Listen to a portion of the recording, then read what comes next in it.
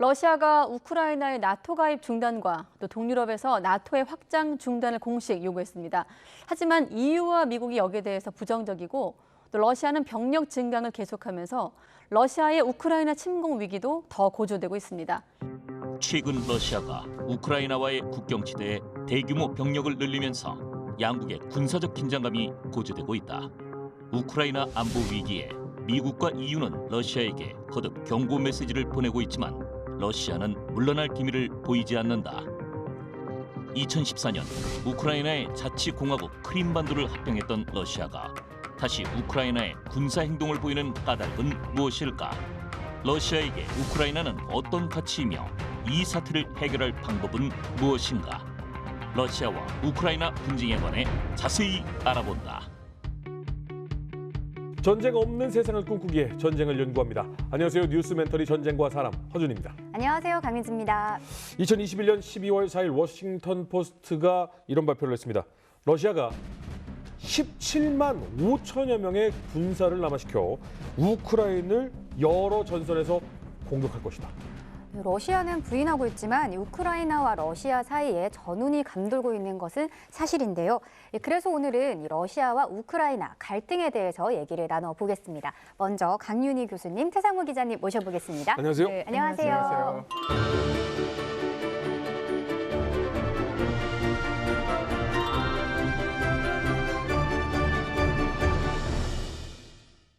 강 교수님, 네. 유라시아과에서 네. 학생들을 가르치시잖아요. 네. 이게 어떤 걸 가르치는 거예요? 예, 저희 유라시아학과는 러시아와 러시아를 둘러싸고 있는 구소련 지역에 해당하는 그 지역에 대해서 정치, 경제, 역사, 문화, 국제관계까지 학제적으로 가르치는 지역학 전문 학과입니다. 그러면 그 러시아 아래쪽에 네. 뭐 우크라이나, 키르기스탄, 네. 무슨 스탄 뭐 이런 나라들을 중심으로 하는 지역을 유라시아라고 하고 여기에 전체적인 것을 가르치는. 네, 그렇습니다. 지역학 중심으로 해서 정치, 경제, 역사 뭐 이런 것들을 가르칩니다. 그쪽 지역에서는 감자를 김태희 씨가 뭐 캐고 뭐 이런 지역학적으로 의미가 있는 겁니까?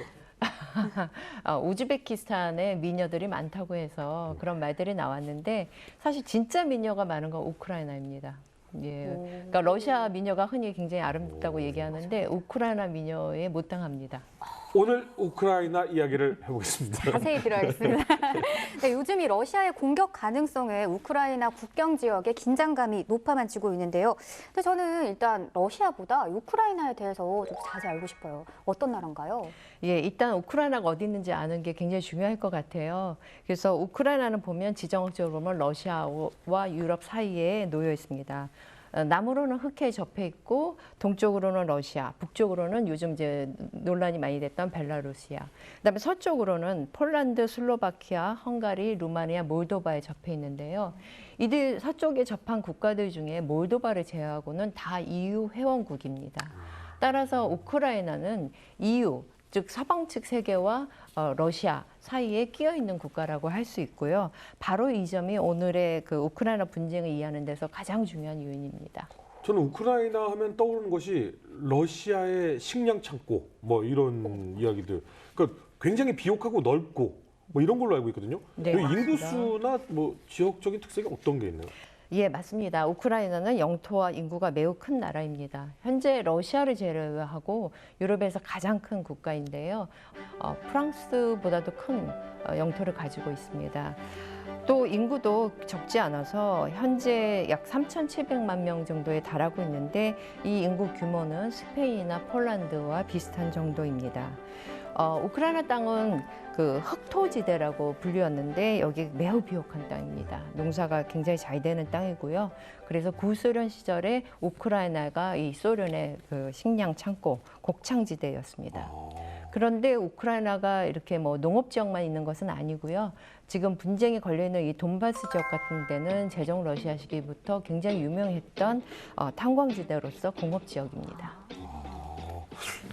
근데 요즘에 막 분쟁이 일어난다고 하니까 도대체 무슨 역사를 서로 가지고 있길래 이러는 걸까라고 약간 그 역사가 좀 궁금해지거든요. 예, 맞습니다. 우크라이나에 있는 러시아인하고 마찬가지로 동슬라브족이 속해서 인종적으로 매우 가깝고요. 또 키예프 루시라는 고대 국가를 공유합니다. 양쪽이 다 자기네 역사라고 얘기를 해요. 네. 그런데 이 키예프 루시의 수도였던 곳이 이제 이름에서도 알다시피 키예프인데 여기가 1240년에 몽고에 의해서 맞아요. 몰락을 합니다. 몽고의 지배가 한 240년 동안 지속이 되었고요. 이 와중에 이제 모스크바국이 부상을 하게 되는데 모스크바국이 워낙 조그만 지역이었는데 주변에 이제 예전 루시들의 땅들을 이제 모아서 점점 큰 국가로 발전하게 됩니다. 그 와중에 이제 우크라이나도 모스크바 쪽으로 이제 병합이 되는 건데 이게 일어난 것이 17세기 중반이에요. 굉장히 뒤늦죠. 1654년에 가서 베레야슬라브 조약을 통해서 러시아에 통합이 됩니다. 그러면 이 얘기는 뭐냐면 약 400년 가까이 우크라이나는 러시아하고는 별개로 리투아니아, 폴란드 이중 왕국의 지배를 받던 지역입니다. 그래서 우크라이나는 러시아하고는 달리 이 400년에 가까운 시기 동안 서유럽 문화에 많이 노출이 됐던 곳이에요. 그래서 뭐 캐톨릭 종교라든가 러시아보다는 조금 더 민주화된 그런 정치 체제라든가 혹은 여러 학문이나 교육 이런 부분에서 서유럽 문화의 영향을 많이 받았어요. 그래서 지금 우크라이나가 이렇게 서구 지향적인 성향을 보이는 것이 이러한 역사적 요인하고도 관련이 있습니다. 그런데 이제 우크라이나가 1654년 이후에 이제 러시아에 병합이 된 이후에 관계를 보면 우크라이나와 러시아의 관계가 이렇게 대등한 관계가 아니고 지배와 피지배 관계에 가까웠다고 보입니다. 특히 제전 러시아 시기에도 그랬고 소비에트 시기에도 그렇고 우크라이나에 대해서 약간 차별적인 그런 정책도 많이 취했는데요. 가장 대표적인 사례를 하나 제가 들자면 1932년, 33년에 우크라이나에서 대기근이 들었어요. 그런데 이 당시에 스탈린이 어떻게 했냐면 우크라이나를 봉쇄해버렸어요. 그래서 우크라이나인들이 식량을 찾아서 우크라이나 밖으로 못 나가게 했고 그래서 많은 우크라이나인들이 죽었는데 그 죽은 숫자가 뭐 200명이 아니고요. 몇백만 명에 해당합니다. 예, 200~300명에 100만 명에 해당할 정도로 많은 우크라이나인들이 죽기도 했습니다. 이러한 정책들 때문에 우크라이나인들 사이에서는 이제 민족주의적 그런 감성이 일찍이 짝트게 되는데요. 물론 이런 민족주의 감성이 이제 정치 운동으로 발전해서 이제 독립을 추구하는 데까지 시간이 좀 걸려요. 그거는 이제 80년대 이제 고르바초프 서기장이 나와서 페레스트로카 정책을 취하면서 우크라이나도 독립을 추구하게 됩니다. 결과적으로 얘기하면 이제 91년에 소련이 붕괴되지 않았습니까? 그래서 이제 이때 우크라이나도 독립을 하게 되는데 사실 우크라이나라는 이름을 가지고 이제 독립을 한 건 이때가 처음이라고 할 수 있습니다. 그런데 이제 독립 이후에 우크라이나는 이제 러시아로부터 좀 벗어나 보고자 그렇게 애를 쓰고 있는 형국이라고 할 수 있습니다. 저 몇 년 전에 우리나라에서 이제 일을 하기 위해서 오신 우크라이나 분하고 얘기한 적이 있거든요. 네, 러시아에 대해서 굉장한 적개심을 가지고 계시더라고요. 그렇죠. 그래서 아니 내가 봤을 때는 비슷하게 생긴 것 같고 러시아하고 우크라이나 같이 붙어 있고 왜 그러지라고 했는데 미워할 수밖에 없겠다라는 생각이 네. 와닿네요. 네. 맞아요. 이 소련이 붕괴하면서 이제 우크라이나도 별도의 국가로 독립을 하게 된 건데 그럼 이후 행보가 궁금하거든요. 우크라이나는 독립 이후에 꽤 다이내믹한 그런 정치적 행보를 보였어요. 아마도 소련으로부터 떨어져 나간 나머지 모든 국가들 중에 가장 역동적인 정치 행보를 보인 국가 중에 하나입니다. 아주 대표적으로는 2004년에 오렌지 혁명이라고 색깔 혁명이라고 얘기되는 그런 이제 민주주의 혁명이 일어났었고요. 2014년에는 또 유로마이단 사태가 이제 벌어지면서 그 큰 정권 교체를 이루는 그런 정치적 행보를 보이기도 했습니다.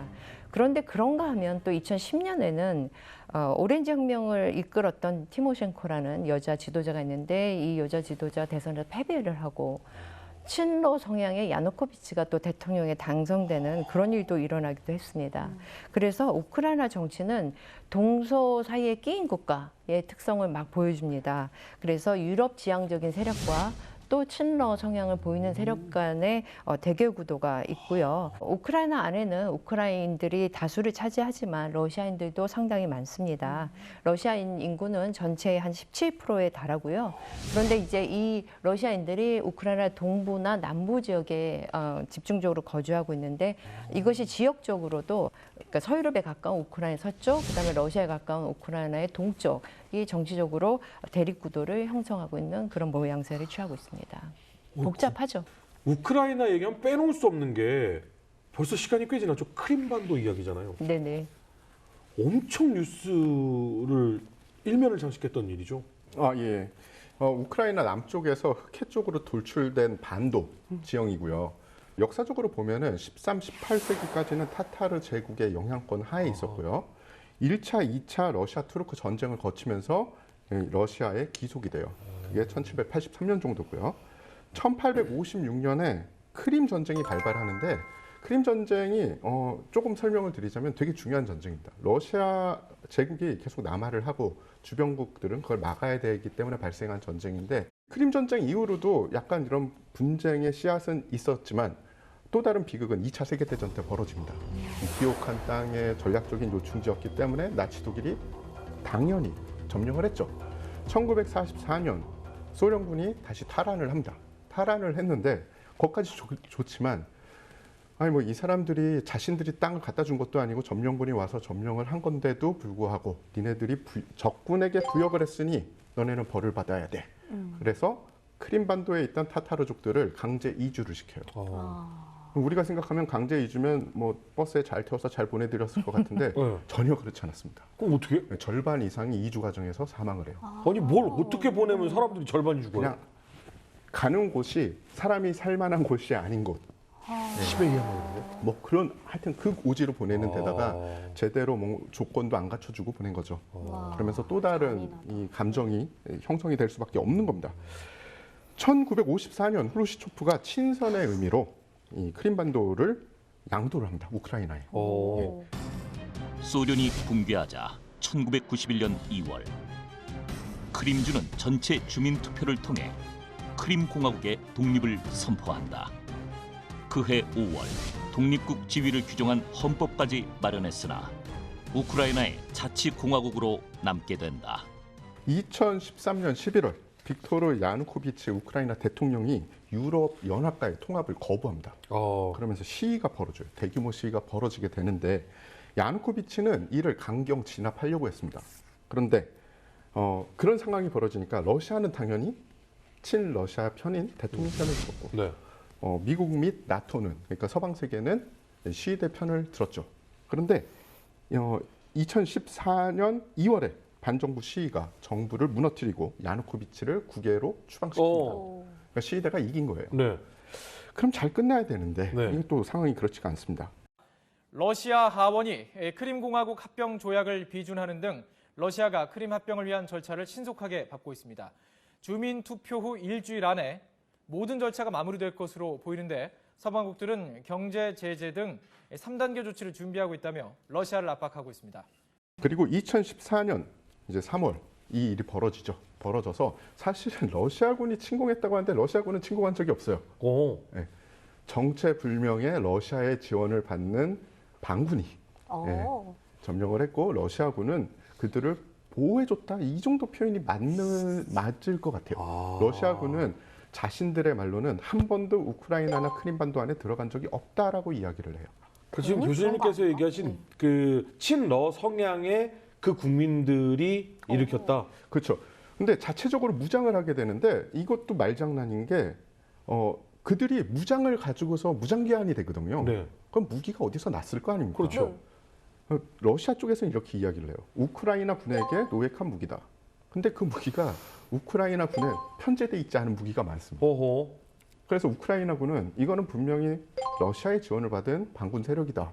러시아군은 아니야, 우리는 아니야. 지금 이 상황이 계속되고 있는 거예요. 그러니까 이 무기가 러시아 무기지. 맞아. 이 무기 니네가 줬지. 아니? 이런 상황인 거잖아요. 그렇죠. 근데 더 그 상황을 러시아 꼬아놓은 게 무기들? 네. 무기적인 측면에서 러시아랑 우크라이나랑 상당히 비슷한 무기 체계를 공유하고 있어요. 그래서 외관상으로 봐도 뭐 시리얼 넘버를 완전히 그러니까 일련 번호를 완전히 다 분석하지 않는 한 이게 구별이 잘 안 정확히가 나는구나. 어디에 소속돼 있는 무기인지를 알 수가 없어요. 이 친러시아 대통령이 권좌에서 축출된 지 며칠 만인 네. 2월 말에 이상한 아까 말씀드렸던 이상한 무장한 괴한들이 그 무리들이 크림반도의 정부 청사들을 포위하고 점령하기 시작을 해요. 러시아군은 아니에요. 그 괴한들이 점령을 하기 시작하는 진짜 겁니다. 궁금하다. 네, 누군지. 러시아 무기를 들고 네. 러시아에서 만든 무기를 들고 자 3월에 러시아는 우크라이나에서 잃어버린 영향력을 좀 회복하기 위해서 크림반도를 합병을 하는데 사실 러시아가 합병한 건 아니에요. 그 많은 경우에 러시아가 크림을 군사적으로 병합한 걸로 생각하기 쉬운데 실제는 그렇지 않습니다. 군사 점령을 한 것이 아니고요. 외관상으로는 크림 주민들이 자발적으로 러시아의 합병을 원해서 그것을 추진하고 러시아가 그것을 받아들인 그런 형국을 그런 모양새를 취했습니다. 왜냐하면 이렇게 해야만 러시아가 이제 책임에서 회피가 될 수 있으니까요. 러시아군이 뭐 일부 동원됐다고도 하지만 실제 뭐 우리가 생각하는 것처럼 우크라이나군과 러시아군이 뭐 전투를 하거나 그런 일이 전혀 없습니다. 지난 일요일 크림공화국 주민투표가 실시된 이후 닷새 만에 러시아의 크림반도 합병 절차가 모두 마무리됐습니다.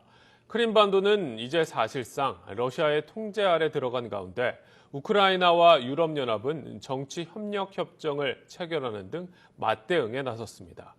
예, 그런데 굉장히 흥미로운 것은요, 이 크림 병합이 정말로 놀라울 정도의 속도로 속전속결로 이루어집니다.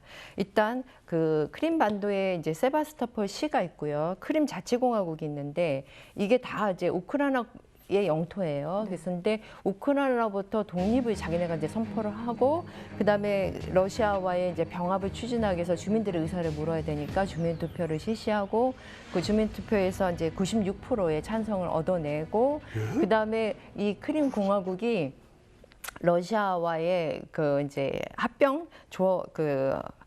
조약을 체결을 합니다.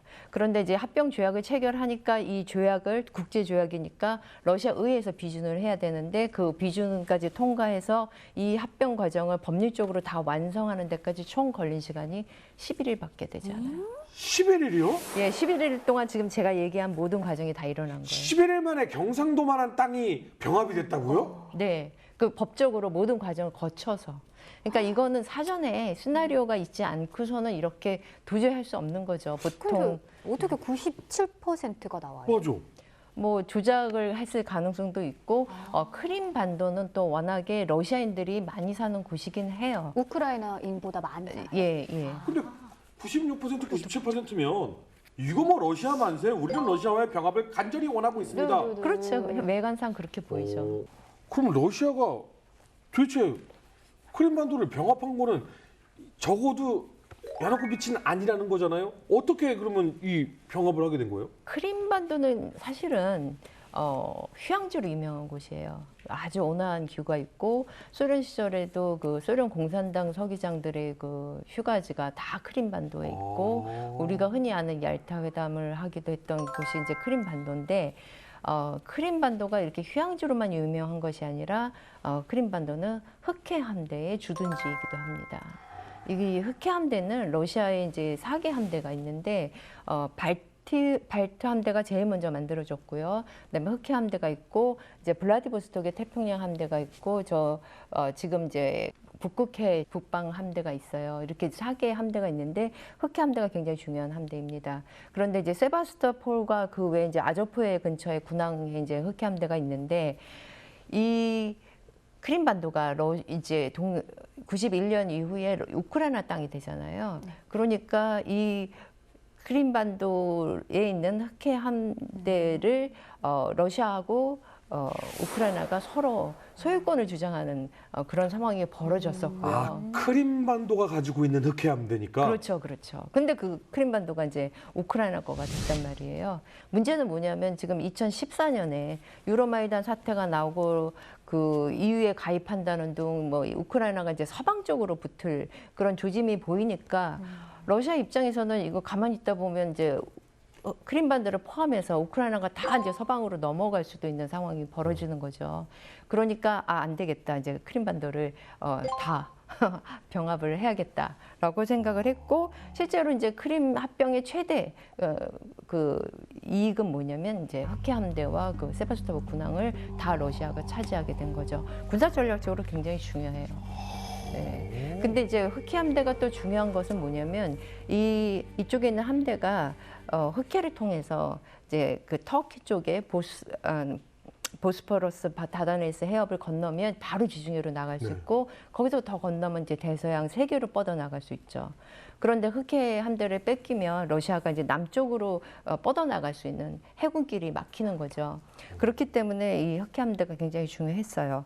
물론 이제 이외에도 뭐 당시에 뭐 푸틴의 지지율이 좀 떨어져서 그런 지지율을 높이기 위한 행보였다. 뭐 이렇게 얘기할 수도 있고 또 크림반도가 워낙에 러시아 땅이라는 그런 러시아인들의 생각이 뭐 배경이 됐다라고도 할 수 있는데, 근데 결정적으로는 아마도 흑해 함대가 있는 이 크림반도의 군사 전략적인 그런 중요성 때문에 병합이 이루어졌다고 보는 게 맞을 것 같습니다. 교수님, 그냥 솔직하게 개인의 의견으로서 96% 진실이라고 믿으십니까?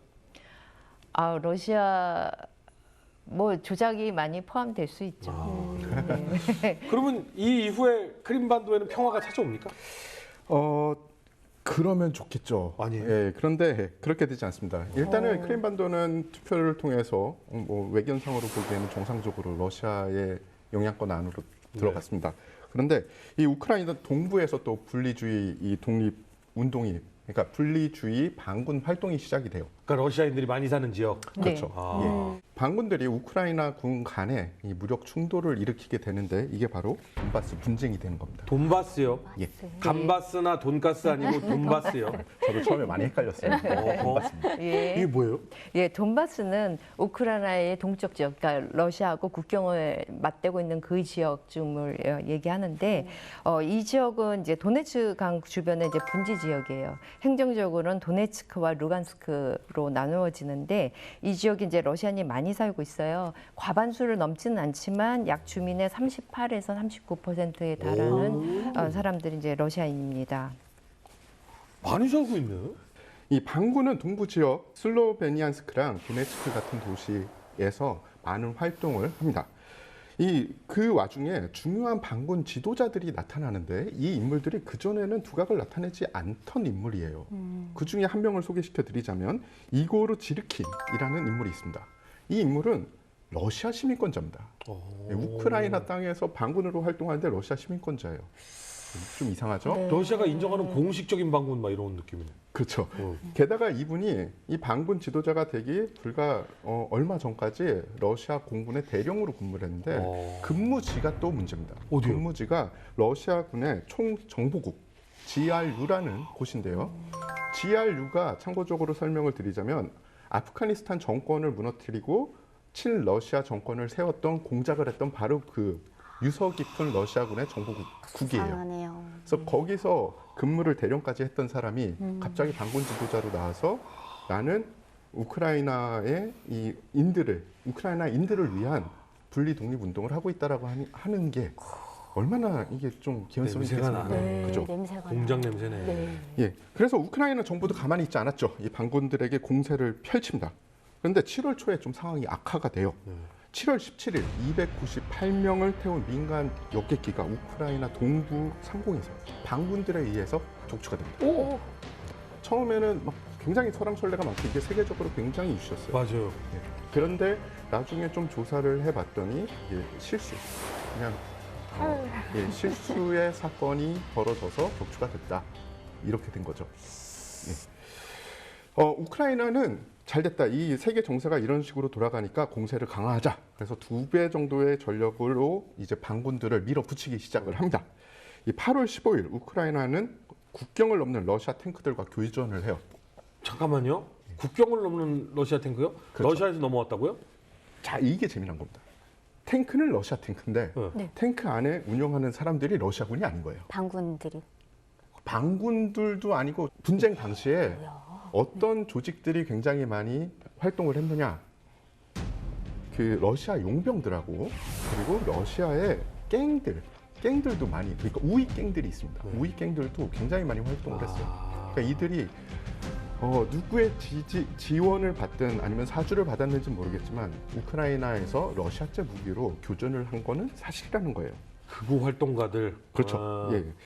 예, 2014년 8월 16일 러시아의 지원을 받는 반군 지도자는 1,200명의 병력을 러시아로부터 지원을 받았다라고 이야기를 합니다. 하지만 그들은 러시아군이 아니다.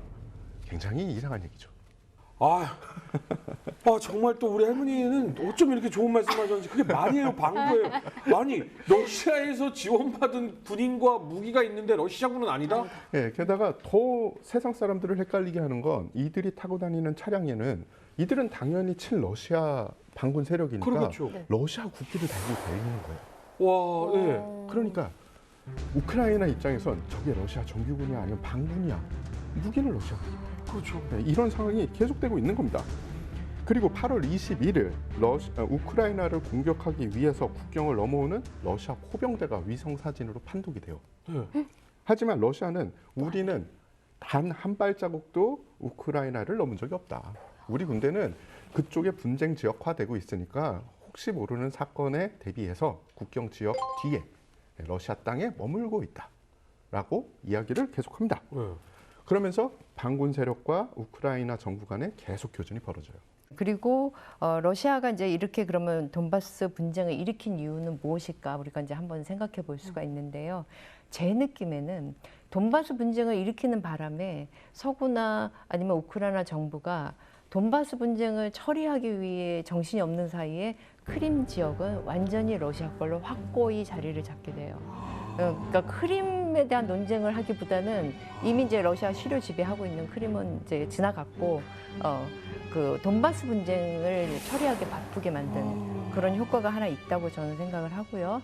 두 번째는 이제 이 돈바스 지역을 장악을 함으로써 향후에 이제 우크라이나 정치에 러시아가 영향을 미칠 수가 있는 거죠. 이쪽이 아직은 이제 우크라이나의 영토로 남아있는 곳이니까 우크라이나의 국내 정치에 커다란 짐을 드리워주는 거죠. 돈바스 분쟁이 이렇게 계속되고 있는 동안 다른 나라들은 어떻게 하고 있어요? 그냥 냅뒀나요? 아니요, 이 돈바스 분쟁은 러시아하고 우크라이나 사이에서만 이제 문제가 됐던 것이 아니라 유럽의 이제 모든 국가들이 관심을 가지는 그런 이슈였어요. 제가 모두에서도 얘기했지만 우크라이나의 그 전략적 중요성 때문에 우크라이나의 문제는 유럽의 문제이기도 한 거죠. 그래서 독일하고 프랑스까지 나서서 러시아하고 우크라이나와 이제 사자회담을 가졌고요. 그 결과 2015년에 민스크 협정이라는 것을 맺습니다. 근데 민스크 협정의 이제 핵심 내용을 보면 첫째는 이제 그 분쟁 지역에서의 무장 해제. 그것이 첫째고 두 번째는 이 분쟁 지역을 자치권을 허용해야 된다라는 게 민스크 협정 내용이 있어요. 그래서 자치권을 보장해주고 이들의 지위에 대해서 우크라이나 헌법에 분명하게 명시해야 된다. 이런 이제 두 가지 조건을 가진 이제 민스크 협정을 맺었죠.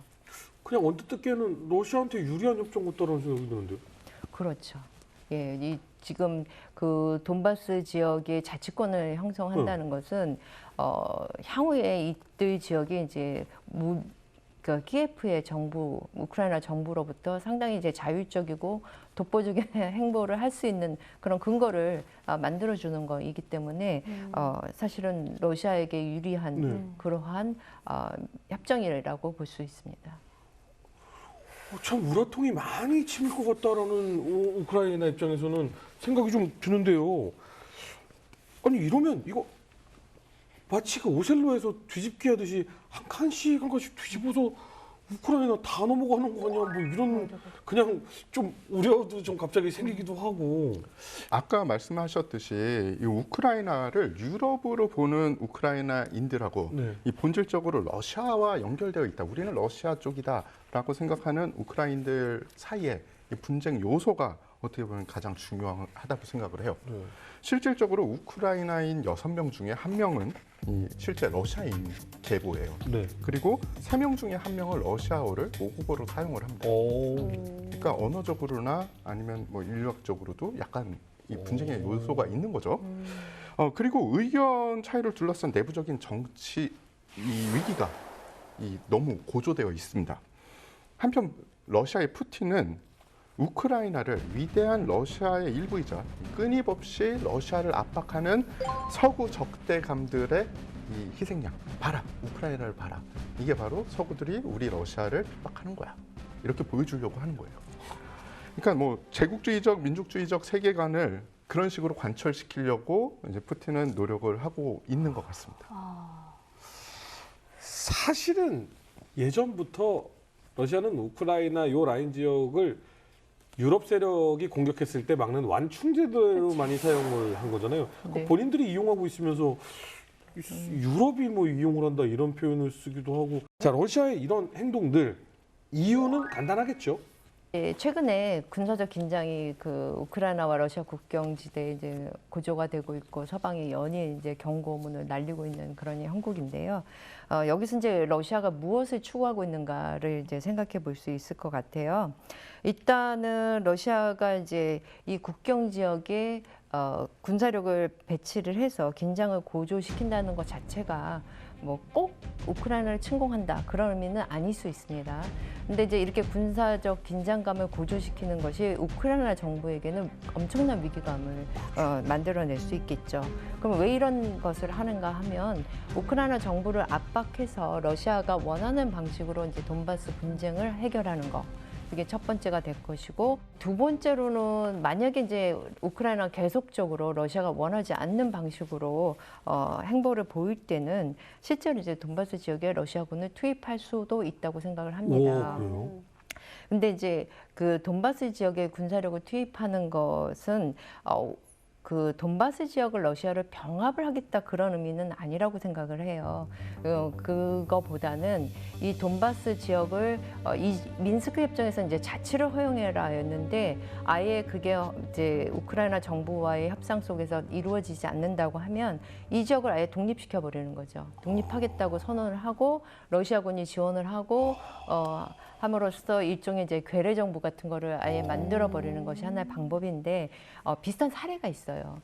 2008년에 이제 러시아 조지아 전쟁을 있었는데 그때 러시아가 이제 흑해 연안에 아파지아라는 지역이 있는데 이 아파지아 지역은 조지아의 땅이지만 아파지아 이제 소수 민족들이 자치를 이루고 있던 곳인데 여기를 점령해 버려요. 그런데 여기를 러시아로 병합한 건 아니고요. 아파지아를 독립국으로 선언한다라고 하고 세계에서는 인정하지 않지만 러시아는 여기를 독립국으로 이제 승인을 해주고 근데 여기에 지금 러시아군이 주둔하고 있습니다.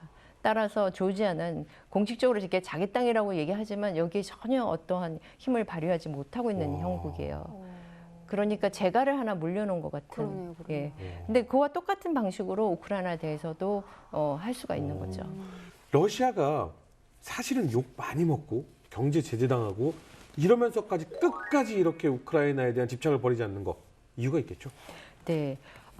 러시아하고 우크라이나 분쟁을 이해하려면 단지 뭐 그 우크라이나와 러시아 관계만을 봐야 되는 것이 아니라 보는 것이 아니라 유럽과 러시아라는 이제 큰 지도 속에서 봐야 됩니다. 사실 아시다시피 이제 소련이 붕괴된 이후에 소련 측의 그 군사 조직들은 다 해체가 됐어요. 그 이를테면 이제 바르샤바 조약기구가 나토에 대항하는 기구였는데 바르샤바 조약기구는 해체됐죠. 그런데 이제 나토는 해체되지 않고 있는 거예요. 뿐 아니라 이 나토가 과거에 이제 공산주의 국가였던 뭐 폴란드라든가 이 동유럽 국가들을 다 흡수했고 또 그 옛날 소련이었던 발트 삼국까지도 나토에 가입을 시켰어요. 지금 현재. 그러니까 나토가 어마무시하게 동쪽으로 동진을 한 거죠. 그러니까 러시아 입장에서 굉장히 불편한 상황인데 지금 가운데 지금 남아 있는 게 우크라이나하고 벨라루시아예요. 그런데 벨라루스는 그나마 이제 러시아하고 매우 가까운 관계를 유지하고 있는데 우크라이나가 그것도 영토도 그렇게 큰 나라가 나토에 가입하거나 이쪽으로 넘어간다 하면은 러시아는 이거는 이제 곧 나토와 국경선을 맞대는 형국이 되는 거죠. 그래서 우크라이나가 어느 편에 서느냐에 따라서 소위 말하는 이제 자유진영과 권위주의 러시아 진영 간의 힘의 균형이 완전히 바뀝니다.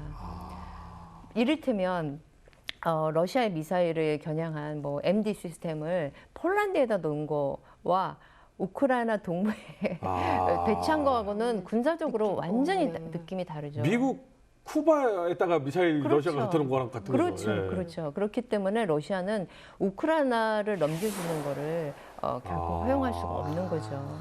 그래서 이제 러시아가 이제 이번 바이든과의 회담에서도 얘기가 나왔습니다마는 우크라이나가 나토 가입하는 걸 하지 않겠다고 그 공식적으로 만들어 달라 하는 것이 이제 러시아의 요구 사항이기도 하고 일종의 이제 우크라이나가 나토에 가입하는 게 러시아가 참을 수 없는 레드라인이라고 선언을 하고 있는 거죠. 그 턱 밑에다가 칼을 갖다 대는 거 그렇죠. 우리는 절대 용납 못한다. 그렇죠. 듣고 보니까 이해는 가긴 가네요. 러시아 입장에. 네네네. 많은 분들이 지금 우크라이나가 만약에 나토에 미리 가입이 돼 있었다면 어땠을까라고 말씀을 많이 하세요. 네. 네. 그러면 러시아가 저렇게 세게도 못 나오고 3차 세계대전이 벌어질 거야 이런 얘기도 안 나올 거라고 말씀하시는데 오히려 거꾸로 생각해 볼 수 있습니다. 만약에 우크라이나가 벌써 나토에 가입이 돼 있다면 상호 방위 조약에 따라서 만약에 러시아군이 밀고 내려오면 미국은 그리고 나토군들은 당연히 개입을 해야 돼요. 그렇죠. 그럼 3차 세계대전. 오. 오히려 지금은 좀 그런 말이지만 서방 세계나 이 주변의 나토 국가들이 약간 숨을 죽이고 뒤에서 볼 수 있는 이 여유가 있어요. 왜냐하면 나토 가입국이 아니니까. 완충지대. 그야말로 그 옛날부터 우크라이나가 해오던 그 역할을 어떻게 보면 잔인하지만 서방도 원하고 러시아도 원할 수 있겠다는 생각이 좀 들긴 드네요. 국제 정세라는 게 언제나 그러니까요. 네. 정말 어떻게 보면 좀 잔인한. 네. 사실 서방 세계 측에서도 우크라이나를 나토에 가입시켜 주는 거를 그렇게 흔쾌히 바라는 그건 것은 아니겠네요. 아니라고 네. 그럴 것 같아요. 볼 수 있습니다. 아니 근데 갑자기 궁금한 게 있어요, 교수님. 네. 그러면 러시아는요. 네. 벌써부터 몇 년 이상 어마어마한 경제 봉쇄를 당하고 있음에도 불구하고 네네. 우리는 아무렇지도 않아 이러고 있잖아요. 네. 정말 그 국민들도 다 그래요? 봉쇄를 한다고 해서 무너지지 않을 국가인 거예요? 일단 우리가 러시아의 경제 봉쇄에 대해서 보자면 러시아하고 이를테면 한국은 매우 다른 나라예요. 러시아는 땅덩이가 어마어마하게 크고 그리고 과거에 거의 모든 그 산업을 다 가지고 있었어요. 소련 시절에. 네. 물론 이제 그것이 이제 신생국 러시아로 넘어온 다음에는 소위 말하는 세계 경쟁력에 의해서 이제 상당히 쇠퇴한 그런 산업 부분도 있었지만 러시아는 이제 자급자족이 가능한 국가예요. 기본적으로 얘기하면. 그러니까 불편할지언정 버틸 수는 있는 거죠. 근데 만약에 우리나라 같이 대외 무역 의존도가 굉장히 높고 땅덩어리 작은 나라가 그 러시아가 지금 받고 있는 정도의 경제 제재를 받게 된다. 그러면 우리는 견디기 힘들 거예요. 그래서 러시아는 이제 그런 어떤 특수성들을 가지고 있고 그다음에 그렇다고 해서 이제 경제 제재의 영향이 하나도 없느냐? 그건 아니에요. 러시아의 환율이 완전히 반토막 이상이 났거든요. 그러니까 제가 한때 러시아에 갔을 때는 1달러가 한 25, 35 그 정도 루블로 이제 환전이 가능했는데 지금 환율이 아마 1달러가 70 정도 돼요. 그러니까 환율이 거의 반토막 나다시피 하고 여러 가지 측면에서 러시아가 경제적 타격을 입은 것은 맞습니다. 다만 버틸 수는 있어요. 하지만 우크라이나가 만약 나토에 간다면 이건 그런 타격과는 다르다. 그건 이제 생존의 위협감을 느끼는 거죠. 그리고 러시아가 2차 세계대전 때도 그랬지만 심각한 그 공격을 적국으로부터 공격을 받아서 큰 피해를 입었던 경험이 있잖아요. 그러니까 이들이 느끼는 안보 위협감은 우리가 생각하는 것 이상이라고 할 수 있습니다. 근데 미국이 이렇게 위협을 했는데도 이게 실패하면 어떻게 돼요? 일단은 이런 상황이 벌어졌을 때 이제 쉽게 얘기해서 이제 러시아가 얼마나 서구 측에서 나토 측에서 얼마나 군사적인 대응을 할 것인가 하는 것이 이제 질문이 되겠죠. 그런데 지금 바이든 자신도 언급을 했듯이 미군이 직접 우크라이나 전투에 개입을 한다든가 그런 일은 일어나지 않을 것입니다. 조 바이든 미국 대통령은 러시아의 침공 가능성이 제기된 우크라이나 상황과 관련해 나토 회원국들과 러시아 간 회담 발표를 기대하고 있다며 대화를 통한 해결 가능성을 시사했습니다. 그러면서 지금 상황에서는 우크라이나에 미군을 배치하지 않을 것이라고 밝혔습니다. 아까도 우리 태 기자님께서 말씀해 주셨듯이 현재까지는 우크라이나가 나토에 가입되어 있지 않고 그런 의미에서 우크라이나가 공격을 받았을 때 그것이 나토 회원국들의 어떤 의무사항으로 개입을 하거나 우크라이나의 안보를 보장해 줘야 되는 그런 것은 아닌 상태이고요. 또 그걸 떠나서도 이 나토군이 이제 우크라이나 문제 때문에 러시아하고 군사적으로 대립하고 또 전쟁을 벌인다는 거는 굉장히 부담스러운 일이겠죠. 그러나 그 직접적인 어떤 군사적 행동을 하지 않더라도 그에 준하는 내지는 상당한 압박을 가하는 몇 가지 조치들을 취할 수가 있는데요. 이제 그 중에 하나가 제일 쉽게 할 수 있는 건 이제 우크라이나 측의 무기와 뭐 군사 장비 같은 것들을 더 많이 지원해주고 우크라이나가 경제적으로 굉장히 어려운데 경제적인 지원을 해준다. 뭐 이런 것이 하나 있을 수 있고 두 번째는 지금 나토가 그 발트상국까지 와 있고 발트상국은 러시아하고 이제 국경을 접하고 있는데 발트상국에 있는 나토군의 군사력을 증강시켜서 러시아로 하여금 위협감을 느끼게 한다가 있고 또 하나는 이제 흑해 지역에서 이제 그 해군을 이제 동원을 해서 러시아를 봉쇄하는 것 같은 형국을 취할 수는 있습니다. 실제로 이미 그 나토는 그 흑해 연안국들하고 더불어서요 합동 군사 훈련을 해오고 있었어요. 흑해 지역에서. 그래서 말은 그렇게 노골적으로 표현 안 했지만 그것이 뭐 누구를 겨냥했겠어요. 너무 당연히 러시아를 겨냥한 것이었는데 이 시브리즈 훈련들을 해왔는데 아마 그런 것들을 가동시켜서 러시아에게 부담을 주거나 러시아의 이제 해군이 흑해를 넘어서 이제 뭐 그 터키를 지나서 지중해를 진출하는 거를 막는다든가 뭐 이런 식의 조치들은 취할 수가 있죠.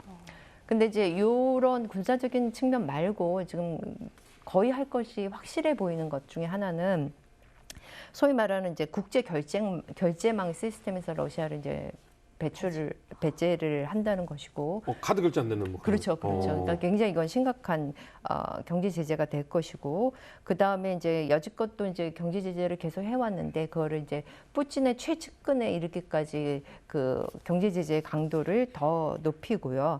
그 다음에 이제 굉장히 중요한 포인트 중에 하나는 뭐냐면 지금 러시아하고 독일 사이에 노르드 스트림 2라고 그 가스관 공사가 거의 다 끝나서 그게 이제 인가만 받으면 개재가 될 그런 상황에 있는데 이 노르드 스트림 2 사업을 이제 못하게 막는 독일과 러시아 사이의 가스 협력을 막는 거 뭐 이런 것도 이제 초강수가 될 수 있겠죠. 물론 이제 이렇게 했을 때 유럽 쪽에서 또 타격이 굉장히 커요. 유럽은 천연가스 안 쓰면 다 얼어서 쓰러진다고 하더라고요. 예, 그리고 천연가스의 상당 부분을 러시아에 의존을 하고 있기 때문에 노르드 스트림 2 사업을 막는 거는 러시아뿐 아니라 유럽에게도 큰 타격이나 만약에 아주 위기 순간에는 이러한 뭐 조치를 일시적이나마 할 수도 있다고 봅니다. 하나 확실한 거는 이 우크라이나 사태가 우리가 생각하는 것 그 이상으로 굉장히 복잡하고 전쟁의 위기 상태라고 봐도 과언이 아니라는 겁니다. 왜냐하면 크림 사태랑 그리고 돈바스 분쟁을 그리고 그 전에 있었던 조지아 사태까지 이 서방 세계가 어떻게 보면은 서방 세계와 나토 국가들이 어떻게 보면 제대로 된 역할을 하지 못했어요. 그러면 나토에 가입돼 있는 국가들, 특히 뭐 발틱해 그쪽 국가들은 불안하죠. 그렇죠. 아니 니네들 믿고 가입을 했는데 이거 러시아한테 이렇게 대응을 못하면 우리가 가입을 할 필요가 뭐가 있어? 그러면 탈퇴할까? 이런 생각을 할 수 있지 않습니까? 그렇기 때문에 이번에는 뭔가 행동을 할 수밖에 없다라고 느끼고 있고요. 그래서 그런 이 뉘앙스를, 제스처를 계속 보여주고 있는 거예요. 절대 묵고하지 않겠다, 자시하지 않겠다. 전쟁은 굉장히 촘촘히 짜여진 체스판에서 정해진 말로 인해서 전쟁이 날 수도 있는데요. 부지불식간에 그렇죠. 생각지 못한 순간에도 날 수 있습니다. 교수님 안 되겠습니다. 그 푸틴이 교수님 말 듣고 좀 정신을 차리라고 해결책 하나만 좀 제시를 해주신다면. 솔직히 얘기하면 해결책을 찾기가 쉽지는 않아 보입니다. 지금 최근 몇 년 동안 푸틴이 굉장히 공세적인 외교 정책을 취했어요. 그래서 시리아 내전에서도 그랬고, 이 지금 크림 합병도 그렇고, 그런 이제 공세적인 외교 정책을 취함으로써 러시아의 국위도 선양하고 내부에서 인기도 굉장히 높이 올라갔는데, 지금 와서 뭐 모든 거를 다 없었던 일로 돌리고 우크라이나 일에 이제 더 이상 러시아가 관여하지 않겠다라고 가기는 매우 어렵다고 보입니다. 근데 그러면 이제 우크라이나가 러시아의 이제 그 위협에 무릎을 꿇으면 또 문제가 달라지는데 지금 상황은 우크라이나가 어떻게든 고조된 긴장감을 이제 서방 세계에도 알리고 함으로써 이제 나토나 서방 세계를 또 끌어들이려고 하고 있고, 그런 상황 속에서 해결책은 찾기가 매우 어려운 것 같아요. 더군다나 이제 미국의 바이든 대통령은 앞서서의 이제 트럼프 대통령하고는 달리 가치, 뭐 민주주의, 인권 이런 것들을 굉장히 중요시하고 동맹을 중요시하는 그런 외교를 취하고 있기 때문에 그 바이든 행정부가 뭐 푸틴에게 또 유화적인 태도를 취하기도 매우 어렵다고 보입니다. 그러면 이제 결과적으로 다시금 이제 러시아에게로 공이 넘어가게 되는데, 러시아가 지금 현재 상황을 이제 흐지부지 그냥 유지하고 있으면 돈바스 분쟁이 해결되지 않으면서 우크라이나를 계속 괴롭히면서 그냥 가는 거고, 만약에 여기서 뭔가를 그래도 이참에 해결을 보겠다라고 해서 돈바스에 이제 침공을 하게 되는 경우는 이제 긴장이 고조되는 거고, 아마 푸틴도 고심을 하고 있을 거라고 생각되어집니다. 오늘 이렇게 러시아와 우크라이나 분쟁에 대해서 얘기를 들어봤는데요. 마지막으로 정리 한 말씀 부탁드립니다. 예, 푸틴 만만치 않은 상대를 접하게 됐는데 현명한 판단하시기 바랍니다. 이 얘기를 꼭 푸틴이 들었으면 좋겠습니다. 그러게요. 우크라이나 사태를 보면서 제가 느끼는 거는 이 국제 정세라는 거는 영원한 친구도 영원한 적도 없는 것 같아요. 그리고 우리나라를 지키는 것은 결국에는 분열되지 않는 국론입니다. 네, 지금도 돈바스 지역에서는 우크라이나 정부군과 반군 사이의 전투가 이어지고 있습니다. 아무쪼록 대화와 협상을 통해서 우크라이나 사태가 좀 평화롭게 해결되길 바라는 바입니다. 주변에 강국들이 있고 이해관계가 얽혀 있고 어디서 많이 본 그림 아니겠습니까? 우크라이나 국민들이 좀 불행하지 않게 좋은 좀 결말이 났으면 좋겠다라는 생각을 해봅니다. 다음 이 시간 조금 더 흥미로운 주제를 가지고 돌아오겠습니다. 여러분 감사합니다.